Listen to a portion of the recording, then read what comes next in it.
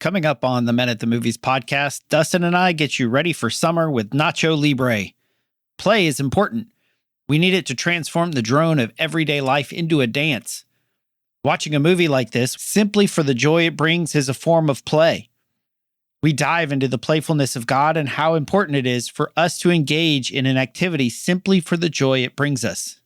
They don't think I know a buttload of crap about the gospel, but I do. Join us as we discover God's truth in this movie. The movies and stories we love are gateways to see ourselves and God in new ways. Every great story borrows its power from a larger story, the story that's written on our hearts and woven into the fabric of our very being.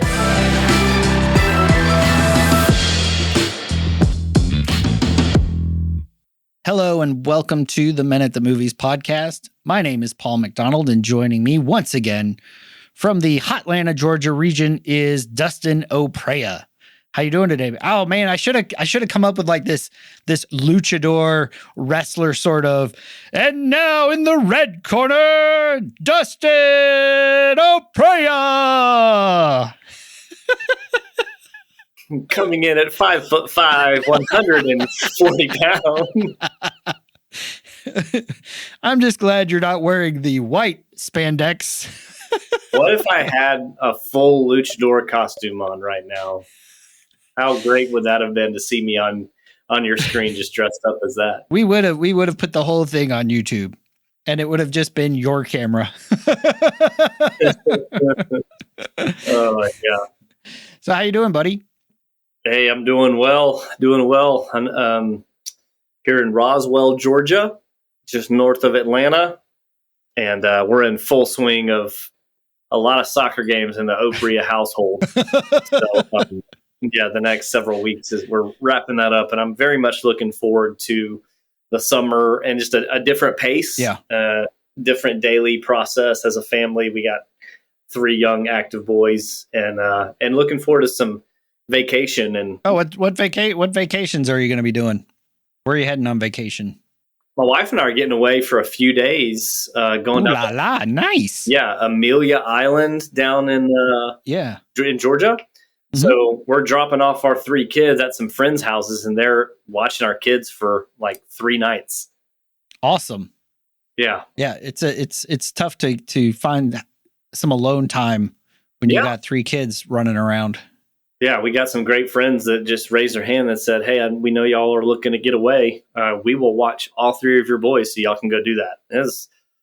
I feel like as much as I'm excited to get away with my wife and just be with her, I'm almost as much overjoyed that that God's given us some friends that are like, "Hey, we'll do that. Bring them on. Right? We'll watch your kids." Yeah, that's awesome. Yeah, you got to have friends like that, and it's tough. I know my parents have traveled, and they have a dog, like a big, like old English sheepdog. And it was really hard for them because somebody offered to watch the dog, and they'd be like, we don't want to burden. What if them watching the dog ruins our friendship? Mm-hmm. It's like, just say yes. Just allow them to love you. Yep. And, and that's awesome, man. I hope you and your wife have a great time together. Yeah. A realization and a sort of moments where you're like, oh yeah, there's my bride. Cause it's hard to see sometimes with the 3 boys constantly clamoring for your attention. Yeah. I get in mind like a cartoon where the dad's sitting there exhausted and the 3 boys are just like constantly circling him, making noise. Yep. That's not your house, is it? No, not at all. It's a beautiful, I call it a beautiful mess or organized chaos. Yeah, it's all good. So, and some of our boys are going to do some camps and get away just themselves. And we got another small trip we're going to do as a family just for a few days around July 4th. Awesome. Going to be at the lake for a little bit too. So, yeah. Oh, that's a great time to be at a lake. Yeah, man. Yeah. Very excited about the summer and just a different pace and a more like, I feel it's rest. it's a restful time. So I'm looking forward to it. Well, how about you? We just took our vacations. Did spring break. My youngest is doing sports, so we sort of sacrifice our summer for his pursuit. However, my wife and I are right now trying to figure out where to go. Interestingly enough, over that 4th of July week, my kids will be with their mom up in Buffalo. And my wife and I were looking for a place to go. She'll still be working, but it's like, we'll find somewhere in the mountains, somewhere I can do some fly fishing. Because traveling with kids, I had a friend of mine, he said, my wife and I discovered that there's trips and there's vacations. Trips, you go away and you come back needing a vacation. Because your trip it's what we were at the lake with the kids coming and going, trying to organize food and activities, and 2 grandkids under 5. It's the chaos that you mentioned. And so my wife and I realized that we hadn't really had any time that just me and her going away in a long time. So she was wanting to go up to the mountains. We really enjoy the hot tub. So like hot tub with a view, cabin in the middle of nowhere that has good Wi-Fi. And I may end up actually recording some podcasts up there because it's another week. So that I think is our big vacation for the summer. And we'll see what else God has planned for us if anything opens up. But the last couple of years, we really did something. We focused on the spring break time. Mm-hmm. And you're like, oh my gosh, how long are you guys going to talk about your summer plans? Well, it's interesting as Dustin was talking, I was like, man, this is really leading into what we want to talk about today. Which if you've gotten this far, we're talking about Nacho Libre because, it's on the title and all. So the whole luchador thing. And when you watch that movie, we talk about what moments moved you, what sort of stirred your heart and all that. There's not a lot of that in this movie. And we could really stretch it to say, well, in this movie, you can see how the monks were the serious, the dry religious types, and they were the Pharisees. And Nacho was the truth. He was someone living in the freedom of the spirit. We can say all that, but that's not why you love the movie. I think Dustin almost threw this out there as let's see what Paul will say if I suggest Nacho Libre. And I'm like, I'd never seen it. So I was like, yeah, dude, let's go for it. So Dustin, why do you love this movie? It makes me laugh so hard I can't breathe. That's why I love it. Yeah. For some context, I'm not even sure when the movie came out. I mean, maybe 15 years 2006. ago. Okay, 2006. My 30 seconds of internet research. Yeah, 06. And so I would have been finishing up college at that time. Oh, what a perfect time to see this movie. Yeah, so it floored me. And I think that's the only time I've ever seen the movie was when it came out in the theater. And, we can have really hard times, tough days, tough weeks, tough months, tough years. I'm someone who loves to laugh. Like some of my friends call me a spark plug. Like I will start something and other people will kind of hop on and do it, or I'll start laughing about something and a joke carries on and on and on. And so I just love to laugh. I love to have a good time.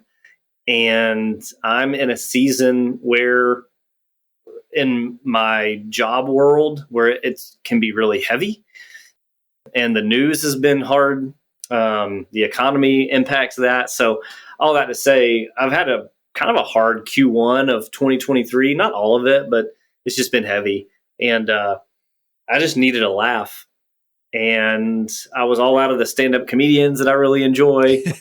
And I've already watched all those on Netflix. And so for whatever reason, Nacho Libre came across the screen or my mind, I don't even know, and decided to watch it with a good friend. And I was reminded of how much I love the movie because it is so random. And I have a random train of thought, and my humor is very different than a lot of people. It's weird because we say random train of thought because trains are not random at all. Trains run on tracks, man, but Yeah, they do. we have random spider webs of thought. Right. I go off the track. Yeah. I love it because it is different. You just see the previews and you're like, what is this movie? And sometimes it takes seeing it 2 or 3 times for folks to really enjoy it. Kind of like the way The Office started, or right. The way Napoleon Dynamite was back in the day. It's like took a couple viewings or watching of it to really get the humor. That's what it is for me. It's kind of off the beaten path. It's different. And I love Jack Black. Oh, for sure. I think he is hysterical. I actually think that's how it started. I'd thrown out School of Rock. And you're like, let's do Nacho instead. Yeah, I think you're right. That is what happened. Yeah. It's just laughter. I watched this on the plane going out to Texas with my daughter, and it's interesting. We got there and we made street corn one night. And I was like, this is the best street corn in the village. Get that out of my face. And my sister-in-law was like, what are you doing? What's wrong with you? It's like, I just watched Nacho Libre. There are so many. It is very quotable. Yeah. It is very quotable. And I mean, we love, the way the podcast starts out, there's a reason we all love movies, right? It tells a part of us. And, I don't know about you, Paul, but we were exchanging text messages and I sent a bunch of GIFs yesterday.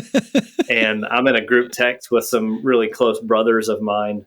And me and another guy in that group watched this movie about a month ago. And ever since then, we've been sending text in that group message. It's 7 guys. And one guy texted over the weekend. He's like, hey, I've never seen Nacho Libre, but I feel like I've seen it just from all y'all's gifts. Well, for me in high school, it was Monty Python's Holy Grail. Like before I had ever seen the movie, I knew all the lines. And so we're sort of coming at this in a roundabout way, because again, we're not really going to talk about a lot of the movie, the plot points itself. I mean, it's super campy, it's super dry. You mentioned Napoleon Dynamite, that same vibe completely, but it's so quotable and relatable. I think just the same way Napoleon Dynamite is, because we've all felt super awkward in high school. Here, we've all felt sort of like we're called to greatness, but we don't know how to get there. And, people say, I don't know a crap load about the gospel, but I do. Okay. The brothers make me cook stew and stuff all day, but they don't give me money for fresh ingredients. And they don't think I know a buttload of crap about the gospel, but I do. Okay? That's a great one. And so we started talking about this idea of the playfulness of God, because laughter is important, right? And I'm going to plug John Eldridge's book, Beautiful Outlaw, which is all about the personality of Jesus. But he opens with like 2 chapters really sandwiched around another one. I can't remember. It's a super short one, but one is the playfulness of God and the other is the playfulness of Jesus. You're like, it's the same person. Look, we're not splitting hairs here. That's not what we're doing. But when you look at, God who came along, with Abraham and Sarah, and John shares something from Frederick Buechner's book about the fact that Isaac's name was laughter, like how God does funny stuff. And one of the big takeaways is if you look at the art tells you about the artist. Creation tells you about the creator. My dad's sitting there playing ball with his, 120-pound old English sheepdog who acts like a lapdog, and you just laugh at it. He's running around. You watch toddlers running around. You hear a toddler laugh, and it makes you want to laugh. You've got otters playing. You look at creation, and creation is playful.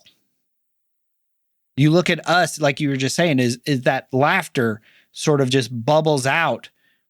And those are those memorable times when you're sitting around with your buddies, just rolling on the floor laughing. And so John Eldridge in the book sort of laid out these examples of these stories, like the road to Emmaus after the resurrection. It's like, what in the world? That is a weird story. Unless you're like, here he is, the day after he defeated sin, defeated Satan, got the keys of hell and death dangling on his hips. And two guys are walking and say, hey guys, what's going on? They're like, don't you know? He's like, what things? What things are you talking about? The things that were about him. And then they're walking, and then he explains it to him. Oh, here's why this had to happen. And then he's getting ready. They're like, oh, okay, I'll see you guys later. This is your exit. And they have to persuade him to come in. And if you think about it, the mood, like how would you feel? How do the people who win the Super Bowl, what's their feeling that next day? They're I want to say ebullient. I don't like that word. They're overjoyed. They're, I would say, playful, right? Because they've just won. You know, they won the Super Bowl. I'm going to Disney World, right? What do you do at Disney World? Yep. You play. And so, dude, the day after I sent this to you, the day after we talked about this, like exploring the playfulness of God, I read this. I'm reading through the Psalms and New Testament this year. And no joke, I read Psalm 114. I'm reading in the Message version. And so there's it's a devotional Bible by Eugene Peterson. So there's these little, every once in a while, there's these little inserts where he talks about stuff. And for Psalm 114, the title is A Holy Playfulness. So I'm going to circle this back to what we were talking about earlier. And the last line of this paragraph that you wrote is, life in the spiritual universe is governed not by inflexible laws, but by inexplicable graces, which transform the drone of everyday life into a dance. Right? We need to play in order to transform because the drone of everyday life can wear on us. You know, I know Morgan Snyder has talked about play, how he went over to a friend's house. The guy was mowing, but he wasn't. When I mow in boxes and circles and, you know, make it smaller and all this and their structure. He's just like wandering all around the yard and doing this. And the guy was like, yeah, I was just playing. And Morgan's like, I don't have a file for that. That does not compute. And so there's a distinction that Dustin brought up that I wanted to let him sort of talk about. So because we can play, and play can be relief, where we just I just need a break, escapism, right? But play can also provide restoration.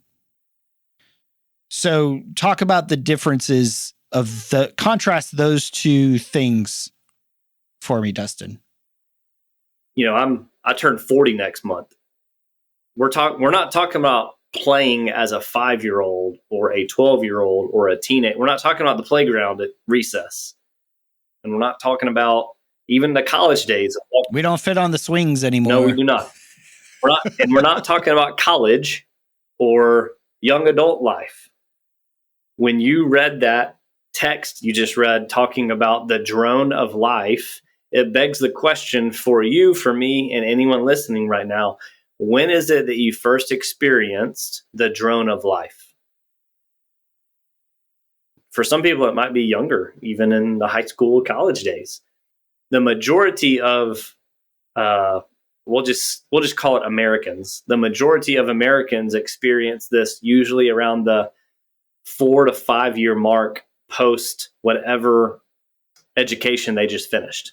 Whether you just finished high school or just finished college or graduate school, whatever, it's 4 or 5 years past that.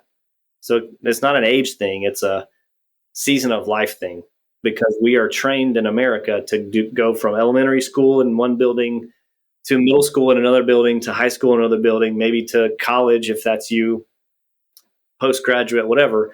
And there's these 3 to 4 or 5 year chunks. And so whenever that ends, 4 to 5 years after that, most adults in the American culture of how our society works experience some sort of drone. And so naming that drone, like when did I first experience that, is really the first question, that is to try to figure out what was the headspace in that moment, or what moment now if I'm experiencing a drone of life and it's this boring and Monday's always coming and I look to the weekend for like relief and I'm going to have Everybody's working for the weekend. that one. That sounded great, Paul. Not as good. I just broke your speakers. Not as good as the proposal. It takes two. You just make me want to sing, Dustin. Good. Well, I'm glad that that's the case. But honestly, it's like once we figure out, wow, do I look at my life as kind of boring or mundane, or is there a drone of life, this kind of just kind of background noise where I'm just going through the motions, right? So this idea of being playful is getting outside of ourselves and realizing, okay, I'm not 5 anymore, but there is a 5-year-old in me. Or yeah. I'm not 12 anymore, figuring out what it looks like to grow up and be in middle school. None of us really want to remember our middle school days. But there's an excitement around that, right? And like, so there's a 5-year-old in Dustin. Paul, there's a 12-year-old in you, a 16-year-old in you still, that needs to have space to wake up and to come alive and to experience this life, even though I'm a 40-year-old man and that's how other people experience Dustin right now in 2023, there's a part of me that if it does not experience life to the full, as Jesus says, then that part of me can be capped, or it can eventually kind of die off and you kind of forget how to play or forget how to laugh, or to tell a joke, or to have fun, or to be okay at laughing at something in your car by yourself. Goodness gracious. I mean, when's the last time, I'll just ask it to you and our listeners, it's more rhetorical, but when's the last time you laughed by yourself? Like that is a bit of a telling data point of how am I doing with getting to know myself well, or being in touch with myself. And so I pose all of those things because there's a difference between seeking relief and seeking restoration. And we can talk a lot about ways in which we seek relief, right? We can fill in the blank. We have a very mature audience. But what does it look like to seek restoration? And sometimes those things don't have to change. And so since we're talking about a movie, we're not talking about drinking or drugs or doing anything crazy out there, right? We're talking about a movie called Nacho Libre that is weird. It is a weird movie. Over the top. It is. Super, like, overemphasis. Yeah.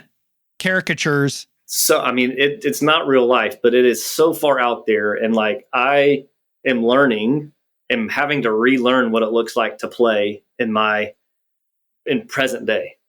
And I don't mean play with my kids. See, they want me to play with them. I'm talking about, what does it look like for a 40-year-old Dustin to play and have fun? I'm not talking about I'm going to go on Amazon and buy a bunch of stuff and have fun because I can buy stuff. We're going to go golf every weekend, and play tennis every night, it's not about that. However, and it's not necessarily about watching Nacho Libre, but it could be. It could be. Right? And what I mean by that is that I could go play golf and it could be relief because I got to get away from my wife and I got to get away from the kids and I got to get away from the office. That's relief. Or I could go play golf and I don't mean to over spiritualize things, but I'm going to go do it by myself, or I'm going to go do it with a really good buddy with the purpose in mind of I want to be out in nature. I want to experience God in this moment, even if I have to throw my club because I whiffed the ball. I want to experience God and really the beauty outside and the conversation that can happen in the golf cart with a really good friend of mine, whether we're having a blast or kind of being real about some hard things or whatever. But it's after that round, it's more restorative because we are made to connect with nature. We are made to connect with God. We are made to connect with other people. We are created for connection and community because that is the Trinity, the greatest community and the unity that has ever lived, right? So we're invited into that. So why not invite God into it? And that's what brings restoration. So Nacho Libre and watching that and laughing, it could have been relief. I just want to laugh and I want to forget about my week because I've had really hard meetings and budget stuff and life stuff. And I just want to laugh. I want to forget about all that right now and just laugh. Now, from the outside looking in, from a neighbor that peers into my window and says, he's just laughing at a movie, that could be relief. Or the posture of my heart and what I'm trying to access in my heart through that laughter and experiencing with another brother and watching this movie, it actually can be restorative because I'm inviting God's presence into that space. And I'm not sitting there praying on my knees before I read a book or watch a movie. It's simply, there's a posture change of, I want to access what it looks like to wholeheartedly laugh and embrace my weird and embrace humor in a way that is not relief based. It is restorative based, that I'm actually growing into something that God wants me to grow into, rather than just experience something because I'm trying to run from something else. I'm actually running to something through watching this movie and laughing. Am I making any sense right now, Paul? Yeah. And I want to actually just pop a clip in because I think it just ties in exactly what you're talking about. This is the worst lunch I ever had. Your only job is to cook. Do you not realize I have had diarrhea since Easter's? Okay.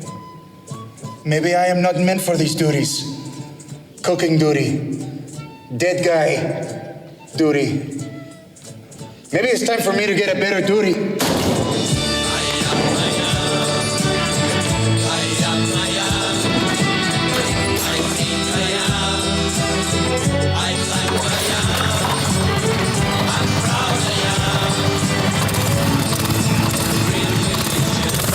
I think your food is good. I am the gatekeeper of my own destiny. And I will have my glory day in the hot sun. Okay? See ya. And if you could have seen the video, as soon as I hit that button, this is the worst lunch I've ever had in my entire life. Dustin and I are cracking up laughing.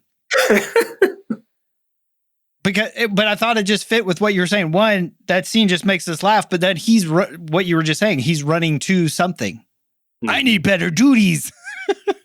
Yeah. It's always interesting how God sort of weaves our conversations together, then the clips and all this stuff. Because we were trying to do a little research, being like, how are we going to talk about this? What are we going to say about it? And I Googled basically decline of play or something about how we should play. I don't remember what Google thing I did. But so the question on this site, it's livingthepresentmoment.com, in their little article here. And it says, what important skills do children learn from play? And one of the first one he lists, play is where children learn that they are in control of their lives. And isn't that what Nacho said right there? I'm in control I am the gatekeeper of my destiny. Now, granted, I mean, there's some theological stuff that we would parse out and all that stuff, but there is a truth to play. And in these movies, we see this so much in City Slickers, where you go back and she tells Mitch, she's like, you need to go to this ranch thing because you need to find your smile. You need to get your smile back. Mm-hmm. And there's a reason this stuff connects. And there's a reason we love play. But I think because of the world, and we're going to talk about what you said in a minute here, Dustin, and I'll pitch it back to you because I love that idea. The world and even the church says we need to be serious. We need to grow up. We need to, get our head out of the clouds, all this stuff. But I wanted to latch back onto something you had said first before moving on. And you said, my kids love to play with me. From a father standpoint, it's a different experience. Play is not always as enjoyable if you're playing, chutes and ladders for 47 hours with a 4-year-old, right? It's enjoyable, but it's not really play. But that idea that the kids want to play with their father. Dad, come play catch with me. Dad, let's play a game. Like, it was hard for me when video games went beyond my ability to be good at them anymore. Like, it's not fun. Well, it might be fun for my boys to beat me 48-0 on Madden. It's not fun for me. It's like, oh, what button did I just push that pitched the ball to some random person that your team picked up and scored? But that idea of playing with the Father and inviting God into our play, I mean, and like you said, we don't have to like get down on our knees. We don't have to be all serious. We don't have to be serious about play. We don't need to make play another form of work. Like what was playful, right? You mentioned golf. What was playful, an enjoyable time around a golf, and it could be by yourself, it could be with a friend. Suddenly, now you're getting ready for the club tournament. You're getting serious about your game, and you lose that element of play and of joy. So, we're dealing right now with inflation and all this stuff. And Dustin had sent me this text. He said, if you want to ruin the economy, flood the market with counterfeit bills. In the same way, we can ruin the economy of the kingdom of Jesus by flooding the market with counterfeit Christs. And that's why a book like Beautiful Outlaw was so transformative to how I looked at Jesus. I grew up in church, and it was a very small, very conservative church. My perception was super serious. Lots of, I every time I showed up at church, I felt like the elders were looking to see where I screwed up that week. And this was like a 5-6-year-old boy. I'm not sure that's actually how they were. My dad would probably describe them very differently because they would play games.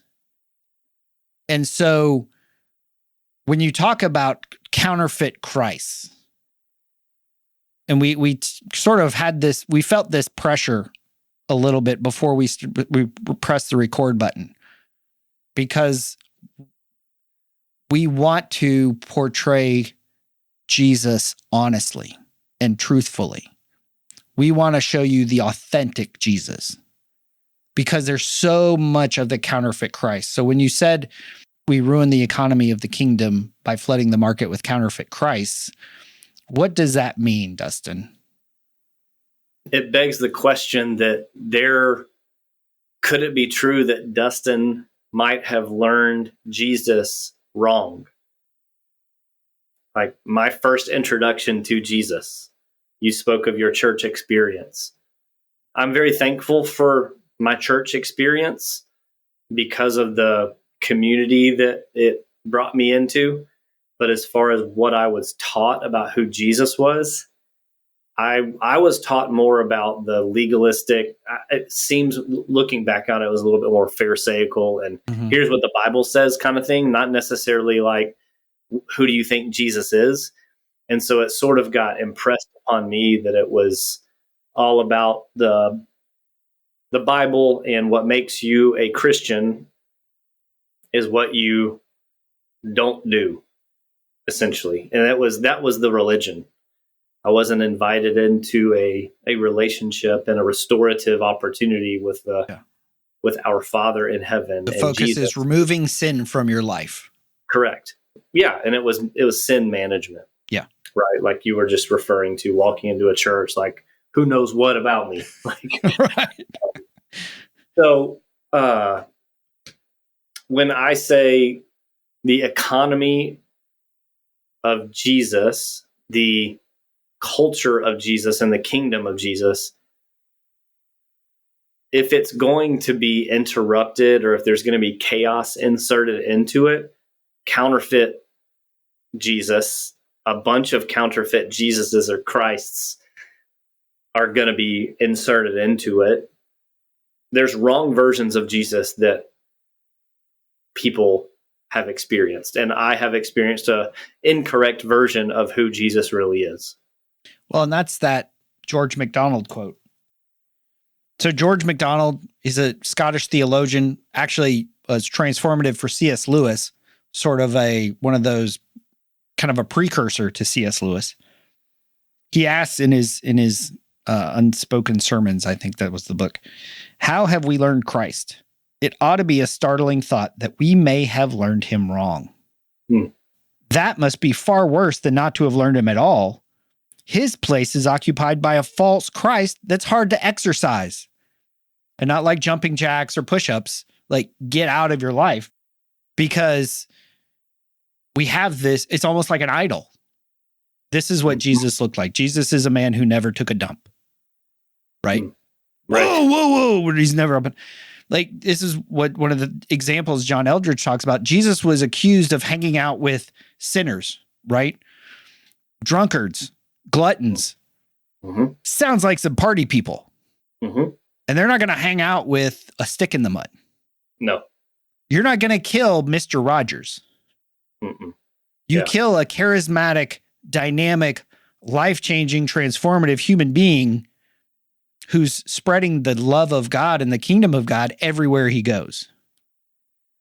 And you think about the people that you are drawn to, the men that you are drawn to, and I would argue, I don't feel like this is a big stretch to say the people you most enjoy hanging out with are probably pretty playful, or at least have that capacity.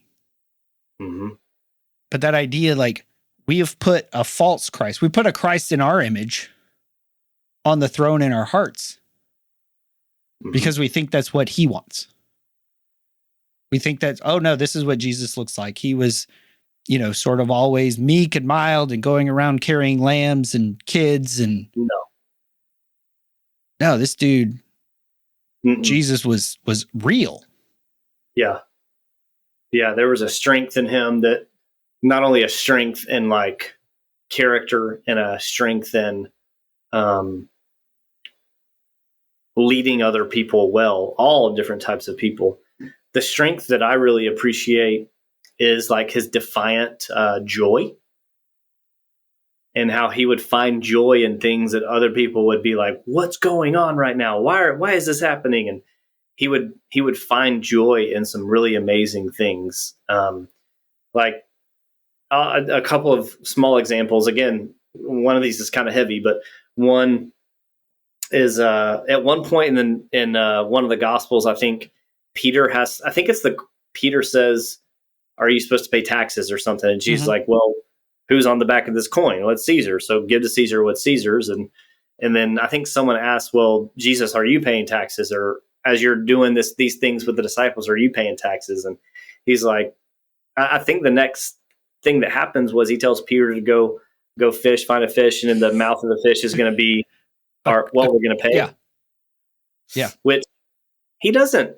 He could have just pulled out the coin out of his pocket or out of thin air or whatever, or I don't know, just ask someone for it. But instead, he invites Peter to go fishing. And the first fish you catch, there's going to be a coin, and then you're going to give that. So why would he do that? Well, he's inviting Peter to go have fun. Peter originally was a fisherman. He's inviting Peter, like, go have fun, enjoy what you were doing before you said, hey, I'm going to follow you, Jesus. He's giving him a chance to go have fun and play out in the ocean or wherever he was fishing at the time. Sea of Galilee, I don't know. And to go have fun and do that, which is really cool. He wants Jesus is an expression of God of like, of course I want you to have fun and I want you to play. I'm going to let you go do that here. And it's going to help pay our taxes. Yeah. It's a defiant joy in accomplishing something that needs to get done, but inserting a heart of laughter, a heart of joy into it. The other one that comes to mind was there was a woman that was really sick for a long time. I think scripture says she was bleeding for a long time, and she's in a crowd, and apparently there's a bunch of people always around Jesus at this point in his ministry, and people are pushing up against him, and I imagine throwing kids or babies at him, hoping that they would get healed. But this woman who had been sick and lost all her money on doctors, she touches his robe, I think, or cloak or something, and immediately she's like healed, right? But Jesus, scripture says that, I don't remember which gospel, but he turns around and is like, who touched me? Like, it's sort of this like funny thing. The disciples are like, dude, seriously? We're in a mob. Everyone has touched you. Right, yeah. And the playfulness is Jesus. So he probably knows what happened. Right. Oh, for I sure. think. I don't know. I don't know for sure, but he's like, hey, who touched me? Like kind of this joking kind of manner. I don't know. It just draws out this personality of Jesus that he just likes to joke around. Well, and you think about that like, yeah, I bet he did. He's the Son of God. He knew where he was going. He knew the cross. He knew they were going to, he knew the end of the story. So I'm pretty sure he knew who it was. But what an invitation for that woman who has spent decades ostracized, unclean. Because in the Jewish community, a woman who's bleeding, a woman who's on her period, is unclean. She has to go she has to go away for like a week, while it happens, has to go back to the priest, all this stuff, all the ceremonial laws. Mm-hmm. Well, if it never stops, she's never included. Right. She doesn't belong. She is unseen because she's unclean. And Jesus gives her the opportunity to be seen. And then Jesus listens to her story. Which again, just that beautiful personality, as you mentioned, of Jesus. In the story, even again, another post-resurrection story where the guys are fishing. And they said, Jesus is on the bank cooking fish. And he calls out, hey, have you guys caught any fish? And they've been out fishing all night. And they're like, no, we haven't caught any fish. It's like, throw your nets on the other side of the boat, which is exactly what he said when he first called them. Oh, yeah. Yeah. Yeah. And then as soon as they're like, they got it, their nets were breaking. And John says, oh, it's Jesus. Peter jumps out of the boat, swims to him. And again, it's like he didn't need the fish because he was already cooking breakfast. Like the mindset of somebody who would do that, like both the playfulness and the love kind of demonstrated in that. And so we've experienced that, the playfulness of God. One of the stories that comes to my mind is the first time I was out in Colorado for a boot camp. And we call it, there's time set apart for adventure where you can go do stuff. I chose to go out into one of the parks there. They said that it was a place where you might see, bighorn sheep. But this was like November and there was snow everywhere. I didn't see any sheep. But, walking through the woods, I did see a bear tree, which I didn't know was a bear tree at the time. So I'm wandering through the woods in Colorado, see this tree that's all scratched up and scraped up. I'm like, oh man, that looks pretty cool. I don't know what happened to it. So I took a picture of it. I got back and my friend's like, you were just out there by yourself? That's a bear tree, dude. Did you have a whistle? Like, no, I just was walking in the woods. He's like, you're a moron. But in spite of all that, I was like, I really wanted to see something, some wildlife, something that'd be like sort of, I don't know. I had this vague notion and I was praying about it. I was praying, talking to God the whole time. And it was time to go back for dinner in the next session. And so I'm leaving and I looked at these places like, oh, that looks cool. Oh, that looks cool. So I'd stop. And there was even one that's called this wildlife observation deck. So I get out of my car and I go up there. And again, I see nothing. It's dusk, which is sort of the time you'd think you'd see animals roaming around. I was like, dude, it's in the name, wildlife observation. And I'm not observing any wildlife. And I feel like God said, in that, not the audible stuff, but sort of internally, he's like, oh, when I show you something, you're not going to have to be looking for it. It's going to be super obvious. I'm like, all right, okay. So I got in my car, resigned to go finish the drive back up to the camp. 50 yards down the road, there's a field on both sides of the road. And I see over on my left, a herd of 50 mule deer. And I was like, oh, wow, that's really cool. And so I stopped the car. There's nobody coming. So I just stopped the car, start taking some pictures. And one of the deer starts walking towards my car. As deer do, right? And dude, the deer got so close, I felt its breath on my hand. I probably could have pet it if I hadn't been in such utter shock that this deer basically stuck his head in my car.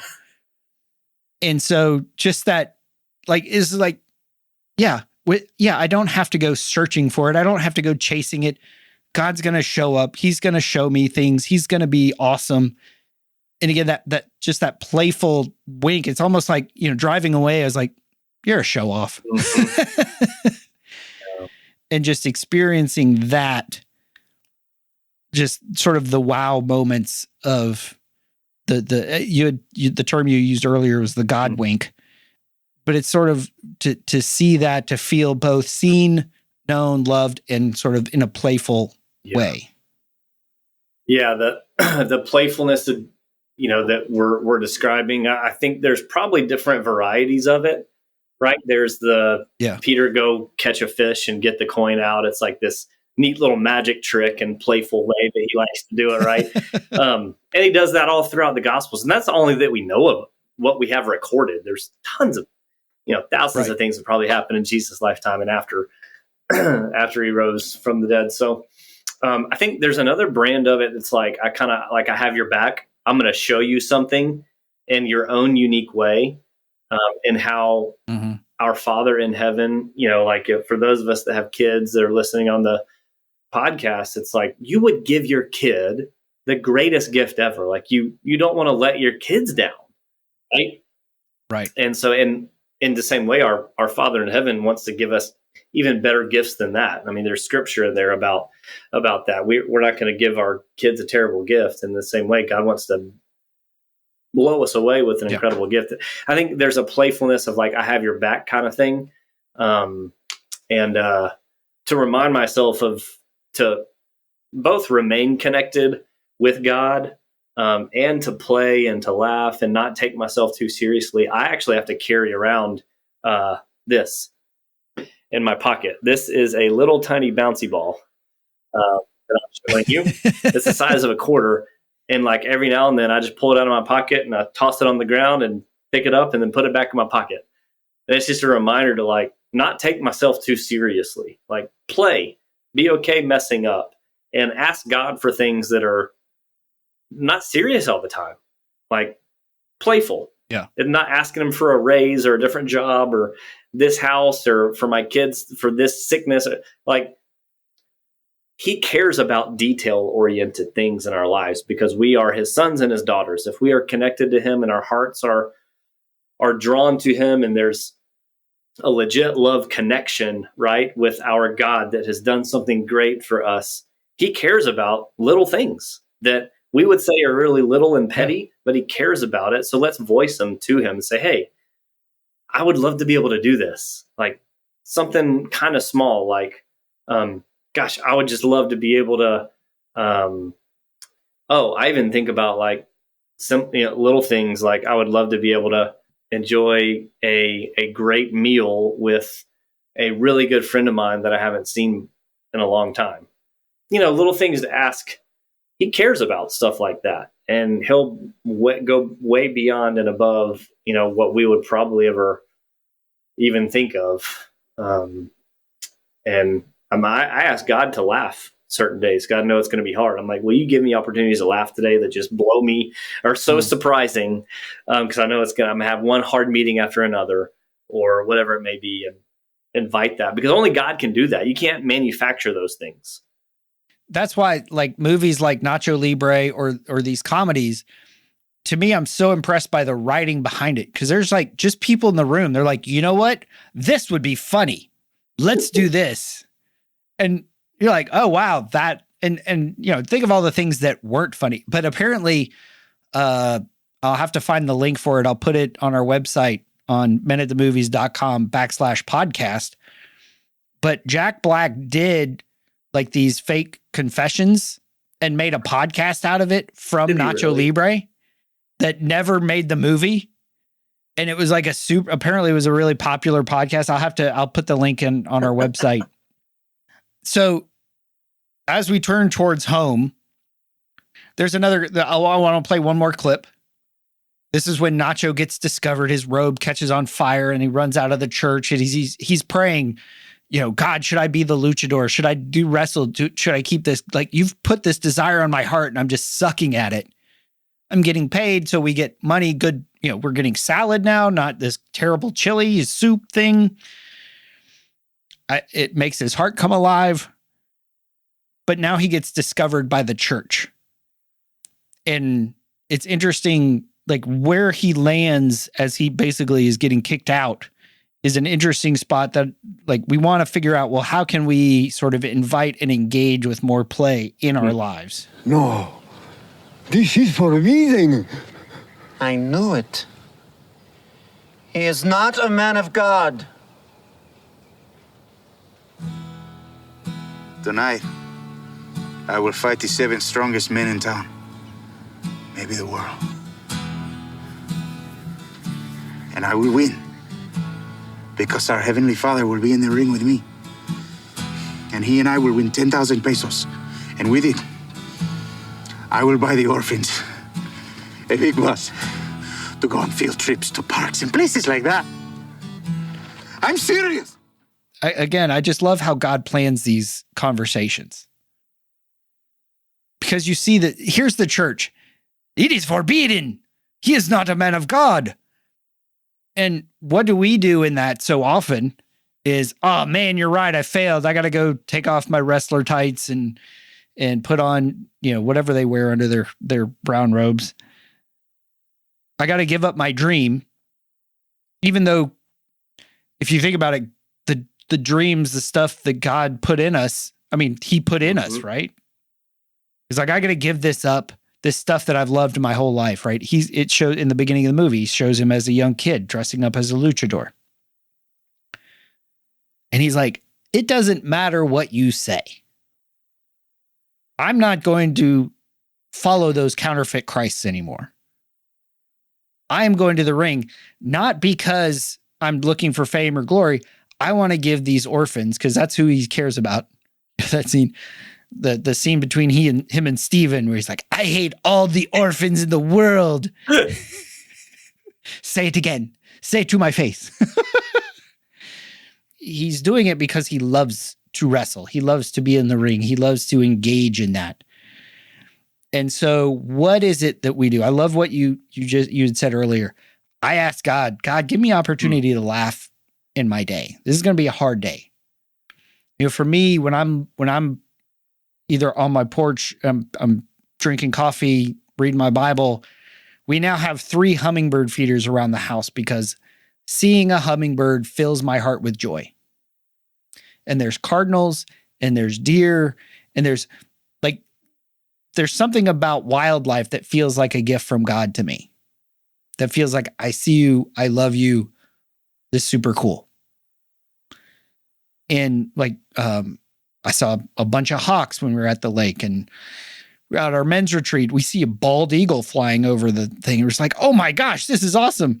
Dude, at the retreat, I'm working on, I do the opener. I'm the MC for our men's retreat.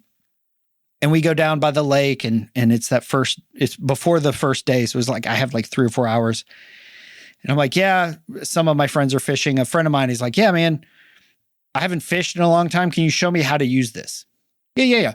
So I throw the worm out. I'm like, all right, so see, you want to do this. Here's how this works. You pump it around and I catch a fish. Like 1 cast, 1 fish. I was like, yeah, just do that again. But again, those smiles of the Father, of those good gifts to his Son. So you had mentioned earlier, Dustin, the idea of those younger parts of me. Jesus came to bind up the brokenhearted, the shattered, those pieces of us that have been broken away. And those 5-year-olds that love to play, we sort of diminish and we smother. So, looking at our action items, what do we do from here? What do we do with this information? You could watch a silly movie like Nacho Libre, if that's your jam. But ask yourself, what would that younger boy, what did you love to do when you were 5? When you were 12? When you were 16? What would it look like to give you permission to do that? For me, it was, I loved making airplane models. And so a few years ago, I gave myself permission to do that again. What is it that you love to do that has no other purpose other than doing it for the joy? So, Dustin, what are some ways that you think we can establish, we can experience more play, that we can rediscover that attitude of play and make play a part of our lives because it's a part of God's life? The first part of trying anything, like if you're listening, it's like, I don't even have a category for what it looks like for me to play right now. Like Morgan said, is like, this doesn't make sense. I don't have a file for this. I think just like anything, like, I went years without exercising and got back into it recently. And golly, I mean, even I used to play soccer and could run 5 miles like it was nothing, right? Now just to run like half a mile, it's just so painful. I'm using that analogy and that you haven't forgotten how to run, Dustin. It's just going to take you a little bit longer how to have your body healed and to run longer distances. It's going to take longer to recover, all that stuff. We haven't forgotten how to play, but we do need to reintroduce it to our lives to help. God, will you heal my unbelief? One of the greatest prayers that we can pray. I don't believe that can happen or that can happen, God, but will you heal my unbelief? So if it's specific around this category of play, I think thinking around something very simple of like, where could I introduce play in my life one time a week? And what it is it's beginning to practice what it looks like to play. And while we're doing it, it's not just the act of it, but it's the motive behind it. I actually want to play with Jesus or play with our Father in heaven. And Father, I know you want me to play with you as I love my boys to play with me. I want to invite you into this and I want to laugh together. I want to go play golf together. I want to go fish together. It is about things we do with God, and experiencing with him is actually what brings about the restorative nature of our heart to connect him or connect our hearts with his. And so I think the first step is figuring out what that aspect of play is. It could be something as simple as shooting baskets, right? Throwing a tennis ball against a wall, or going for a walk. Like, what does it look like to experience play?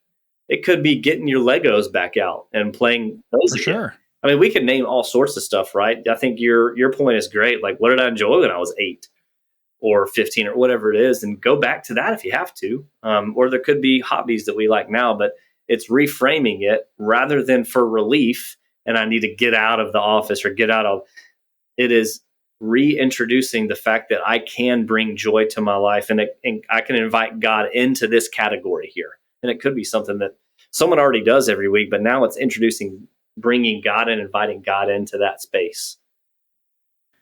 The idea of play is doing something purely for the enjoyment of the doing it. Mm-hmm.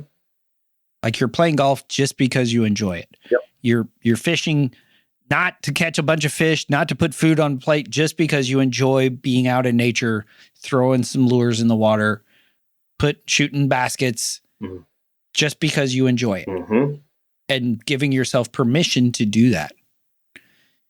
And I think that's an important piece that helps us, as they said on stage, that helps us to get our smile back and to become that person that's engaging to our families, to somebody who's not all thunder and lightning, but can actually bring light and life to those around us, to lighten their moods, because they need it too.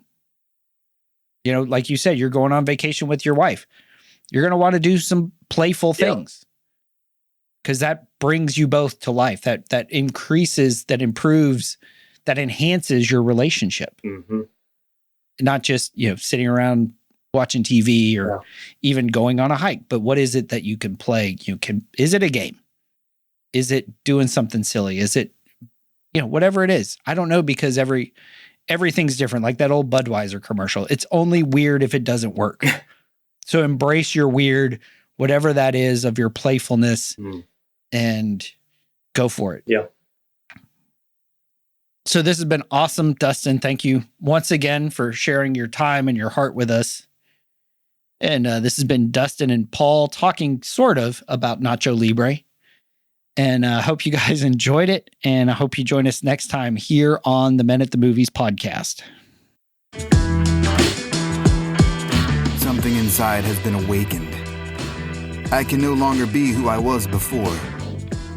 But if I am no longer who I was, who am I to be?